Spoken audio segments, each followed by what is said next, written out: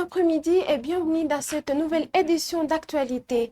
Le mouvement AFC 123 a annoncé son retrait unilatéral de la ville d'Uvira à la demande de la médiation des États-Unis. Ce mouvement précise toutefois que ce départ doit s'accompagner de mesures de sécurité, de militarisation de la ville, protection des habitants et des infrastructures et suivi de cessez-le-feu par une force neutre. Elle met également en garde contre l'utilisation de ces zones libérées par des troupes armées hostiles au gouvernement ou au Burundi qu'elle ne tolérera pas. Quelques heures après l'annonce du retrait des troupes du 1-23 sous la pression des États-Unis, une manifestation a été organisée ce mardi à Uvira. Les organisateurs ont réclamé le maintien de ces troupes du 1-23 dans la ville, estimant que leur présence reste essentielle pour assurer la paix et la sécurité. Nous respirons enfin la paix et la sérénité. Pourquoi est-ce que les Américains ont demandé leur départ? On ne veut plus les Wazalendo en shot et armés ici, a déclaré un habitat d'Uvira au micro de notre confrère Oster Malivika. Suivez. Uvira. Hapa ni Uvira, hapa tunakuwa mwavenio zaidi. Ni nini kina jengo unaona ni ya mzee Kiliza Hotel. Nini? Kiliza Hotel ndio jina ya hotel kwa hapa nyuma yetu. Unatembea kwa nini kwa mguu? Tunatembea kwa mguu kwa kufurahia chama ilikomboa. Chama ile tukomboa tunafurahia. Marekani Amerika inasema aseme watoke wache Uvira. Tunakataa hilo. Tunakataa kabisa. Tena watusikie. Sasa tutatomoka sio wa raia. Itakuwa magumu sana. Tunakataa Amerika vile ilisema, tunavipinga kabisa. Na wasikilize hiyo audio, wasikilize haya. Sisi tunapenda tuishi jinsi tunaishi. Tunaishi vizuri na V3 AFC. Hoga yenu ni nini? Shida yetu. Shida yetu ni kubakia na amani. Hiki sio tuletea amani. Tulikuwa hapa mbele kwa amani. Silaha zinapita huku, mtu anavaa kapitoni kwa silaha, mtu analipapo kwa silaha. Hauyui soda, hauyui mzalendo, hauyui bandi. Kofondi, hauyui soda, unjo wa Kisekedi, unjo wa Danga hakukua. Kwa majenerali 112. Majenerali 112 hapa mjini Uvira. Nini? 112 wa general. Mtu bwana wapo. Sasa hoga yenu mna wasiwasi gani? Kuna wasiwasi, tutabaki na wanani? Nani atatuweza? Kisekedi mwenyewe ameshindwa. Tulimlilia, tulichunga pale hapa ndani Luvungi. Tunachunga Luvungi, ukombozi hauonekani. Tuna wengine wanakuja, tunaogopa. Kumbe ndio tuletea amani ya kudumu, amani tele. Ninaacha mnaandamana? Tunaandamana juu kwa kufurahia. Tunaandamana juu kufurahia AFC 123. Tuko bado tunaandamana. Na hatupendi watoto. Hatupendi watoto. Tutakaa nao hapa miaka yote. Ni hivyo tunapenda tuseme, mwambie Amerika atulie na mizuka yake. Ana mizuka mingi sana, atulize ile mizuka. Sio kawaida. Napenda tuache wapi? Mwamerika basi akue tumuone mzungu hapa. Hatuoni kwa mtu mweusi tena. Kama ndani AFC ndio narudi, Mwamerika mwenyewe akanyage hapa. Hapana mtu mweusi tena. Ni hivyo nataka kuzungumza na wewe wana journalist. Hii habari uisukumie hata Amerika. Hao njoo wakuje, wakuye komboa AFC 123. Wa Amerika njoo wakuje hapa. Ni hivyo tunataka Uvira. Na sisi nataka hivyo. À l'occasion du deuxième anniversaire de l'AFC 1-23, son coordonnateur Corneille Nangaa a annoncé son intention d'étendre des actions du 1-23 vers l'Ituri et les Katanga. Dans une déclaration publique, il a dénoncé la poursuite des tueries et des massacres à l'Ituri et dans les Grands Nord Kivu, ainsi que ce qu'il qualifie d'injustice et de brimade contre la population du Katanga. Corneille Nangaa est ici. Bonsoir. Nos frères et sœurs font l'objet de bombardements au quotidien jusqu'à ce matin. En Ituri et au Grand Nord Kivu, les tueries et massacres se poursuivent. Au Katanga, l'injustice et nos populations sont brimées. Nous y mettrons fin. À vous, FARDC, vous êtes qualifiés tantôt de clochards, tantôt d'une bande de corrompus par celui-même pour qui vous faites un sacrifice suprême. Ne l'acceptez pas, vous n'êtes pas des clochards. Rejoignez la révolution pour qu'ensemble nous construisions une armée digne et moderne à la dimension de notre nation. Au Wazalendo, Vous êtes victime d'une manipulation sur fond d'un faux patriotisme. En conséquence, rejoignez la révolution. Le salut de la République démocratique du Congo viendra de nous tous et de nous-mêmes. Je vous remercie. En politique, le congrès extraordinaire de l'UDPS Tshisekedi, prévu du 10 au 14 décembre, est reporté à une date ultérieure. La décision a été prise par la commission technique et préparatoire ainsi que la commission chargée de la révision des statuts afin de garantir une organisation inclusive et optimale. L'annonce a été faite par l'un des membres de la commission. Suivez. Union pour la démocratie et le progrès social. Commission préparatoire du Congrès et de rédaction des statuts révisés. Communiqué officiel numéro 001/2025. La commission technique et préparatoire du Congrès de l'UDPS Tshisekedi et la commission de rédaction des statuts révisés informent l'ensemble des combattantes et combattants du report à une date ultérieure du Congrès extraordinaire initialement prévu du 10 au 14 décembre 2025. Ce report intervient en raison de la poursuite des travaux en cours, de la mise en œuvre des conditions logistiques nécessaires devant garantir la participation effective de tous les délégués statutaires au dit congrès, tant de l'intérieur que de l'extérieur du pays, ainsi que la situation sécuritaire actuelle du pays dans sa partie orientale. Il est également motivé par l'obligation de soumettre en priorité les travaux réalisés à l'autorité politique de référence du parti, conformément aux usages et coutumes en la matière. À cet effet, les deux commissions appellent l'ensemble des combattantes et combattants à la retenue, au calme et à la discipline en attendant l'aboutissement des démarches visant à rencontrer l'autorité politique de référence pour recueillir ses avis et considérations sur le travail final qui lui sera présenté. C'est à l'issue de cette étape que seront fixées et communiquer les nouvelles dates de la tenue du congrès extraordinaire de notre cher parti par l'autorité compétente. Par ailleurs, les deux commissions tiennent à exprimer leur profonde compassion et leur solidarité fraternelle à nos frères et sœurs de l'Est de la République démocratique du Congo, durement éprouvés par une guerre injuste et meurtrière qui n'a que trop endeuillé notre nation.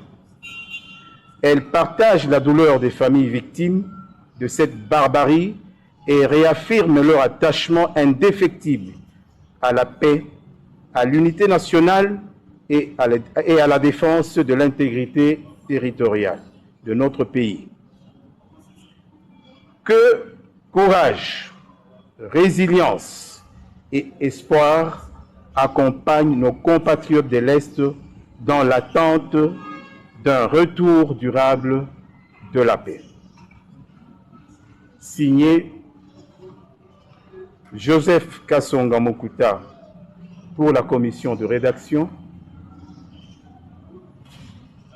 Honorable Rémi Massamba Makiese pour la commission technique et préparatoire du Congrès.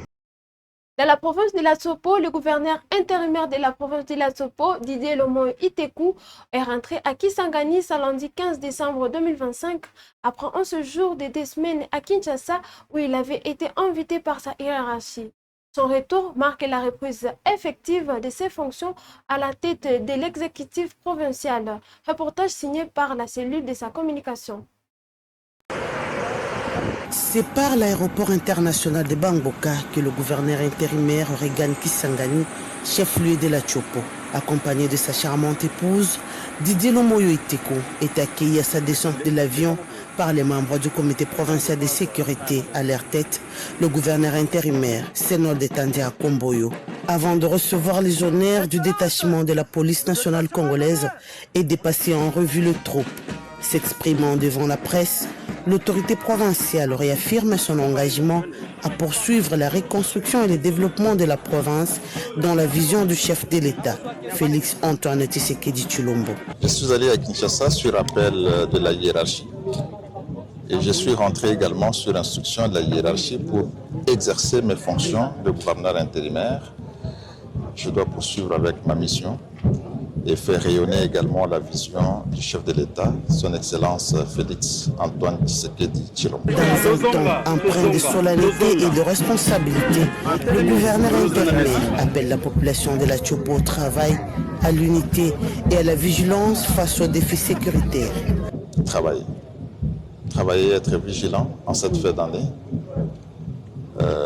veiller à ce que le voisin puisse être reconnu par son proche immédiat, faire en sorte que la quiétude, la sécurité règne dans la ville de Kisangani et sur toute l'étendue de la province de la Tchopo. Fiers et enthousiastes de retrouver leurs collaborateurs, ils sont députés provinciaux, responsables de l'administration publique, militants de partis politiques, membres de l'Union sacrée de la nation, avec en tête l'UDPS, ainsi que de nombreux courriers qui saluent ces retours de chefs de l'exécutif provincial. De leur côté, des montards mobilisés spontanément ont escorté le cortège du gouverneur jusqu'au gouvernorat des provinces. Un geste symbolique pour lui souhaiter plein succès dans l'accomplissement de la vision du chef de l'État, Félix Antoine Tshisekedi Tshilombo, au service de la Tchopo. À Lubumbashi, 153 jeunes, dont les Kuluna impliqués dans des récents affrontements entre gangs et des volontaires de la ville, ont été acheminés vers le centre d'instruction et de formation de Kanyama-KCC.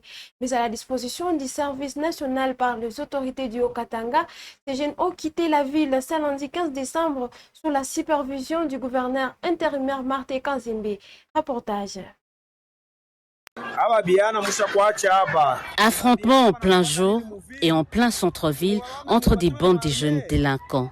Les Kuluna reprennent de plus belle à Lubumbashi et mettent à mal la quiétude des paisibles Louchois. La recrudescence de ce phénomène dans la ville cuprifère a contraint les autorités provinciales à faire appel au service national. Ce lundi 15 décembre 2025, plus ou moins 153 d'entre eux ont embarqué dans ce cargo, destination Mbujimai dans le Kasaï oriental, avant de rejoindre Mamboa à Kanyama-KCC, où se trouve le centre d'instruction et de formation Félix Antoine Tshisekedi. Une opération supervisée personnellement par le gouverneur à l'intérim du Haut-Katanga, Martin Kanzembe. Je suis venu vous réconforter. Vous voyez la tenue du service national que vous portez. Elle ne vous arrache pas la vie. On ne va pas vous tuer là où on vous amène. On vous y amène pour vous aider à apprendre différents métiers. Et quand vous aurez fini votre formation, vous reviendrez ici nous aider avec différents travaux. C'est beaucoup mieux que de rester au centre-ville, commencer à tracasser la population et ravir les téléphones d'autrui. Nous voulons que tout le monde soit utile dans la société. C'est pourquoi nous vous avons réunis ici.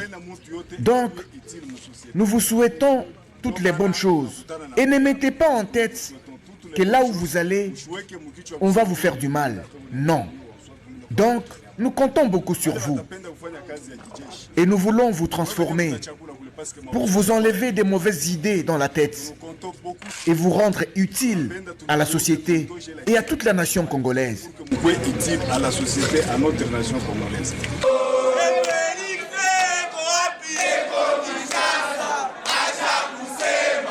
Dans ce premier lot, l'on compte 12 filles, mais également des volontaires, certains accompagnés de leurs parents. C'est le cas de cette mère qui est venue elle-même confier son fils au service national.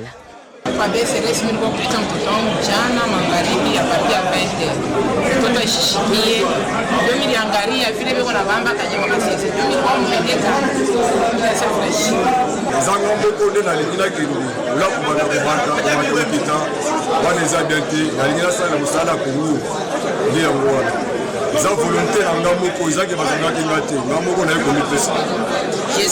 l'un des volontaires qui est venu au service national pour servir ma nation. J'avais déjà donné mon nom depuis le mois d'octobre, en attendant qu'on puisse s'appeler. Pour ça, je suis venu moi-même pour m'intégrer au service national et servir ma nation et servir à la vision de notre chef délégat qui s'appelle. Cette démarche volontariste tord le cou à ceux et celles qui affirment que les services nationaux procéderaient à des arrestations arbitraires. Aussi, cette structure attachée à la présidence de la République rappelle que les arrestations ne relèvent pas de ses attributions.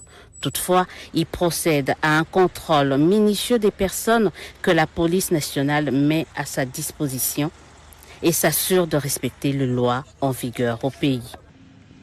À noter que le départ d'un deuxième lot de 153 autres jeunes Kuluna est prévu dans les prochains jours. En justice, pour terminer, Roger Lumbala, ancien chef des milices congolais, a été condamné à 30 ans de réclusion criminelle à Paris pour complicité des crimes contre l'humanité. Les faits remontent de 2002-2003 à Ituri, dans l'est de la République démocratique du Congo, une période marquée par des graves violences intercommunautaires et des massacres. Les détails dans ce reportage de TF5 Monde. À la sortie de la salle d'audience, un sentiment commun, celui d'avoir vécu un procès historique. Le Congolais Roger Lumbala, ancien chef de guerre, a été condamné à 30 ans de réclusion criminelle. Pour les avocats, c'est une avancée majeure pour les victimes, même 23 ans après les faits. Le but était de faire rentrer la réalité de la République démocratique du Congo dans cette salle d'audience, ce qui était assez rare. Elles l'ont fait avec beaucoup de dignité, avec un haut sens moral. Elles ont regardé les juges dans les yeux pour leur expliquer ce qui s'était passé et je les ai sentis plutôt soulagés après avoir fait tout ce chemin pour venir ici. Et il y en a même une qui nous a dit « ça y est, on est enfin pris pour des êtres humains ». On sait tous que le viol a été utilisé comme une arme de guerre dans le cadre de ce conflit et je crois que le fait que la Cour d'assises ait pris le soin de préciser ces crimes sexuels dont Roger Lumbala s'est rendu coupable par aide ou assistance, enfin au titre de la complicité, c'est extrêmement important et c'est très fort. Les victimes ressentent elles aussi une forme de soulagement, surtout en ayant vu Roger Lumbala face à elles. J'entendais parler de lui et j'avais vu seulement ses troupes lors de l'opération Effacer les tableaux et que vraiment j'avais envie de le voir puisque lors de cette opération mon père a été abattu comme un animal. Alors je m'imaginais, est-ce que c'est une personne comme nous autres? D'après tout ce que nous avons vécu, au moins pour la première fois, c'est une façon aussi de mettre fin à l'impunité. Mais aussi c'est un signal fort pour d'autres seigneurs de guerre qui pensent qu'il n'y a pas une justice. Lumbala a assisté au verdict, sa première apparition depuis l'ouverture du procès. Il avait, jusque-là, toujours refusé d'écouter les victimes. Il a désormais 10 jours pour faire appel de la décision de justice. Mesdames et messieurs, nous sommes à la fin de cette édition d'actualité. Merci de nous avoir suivis. Portez-vous bien.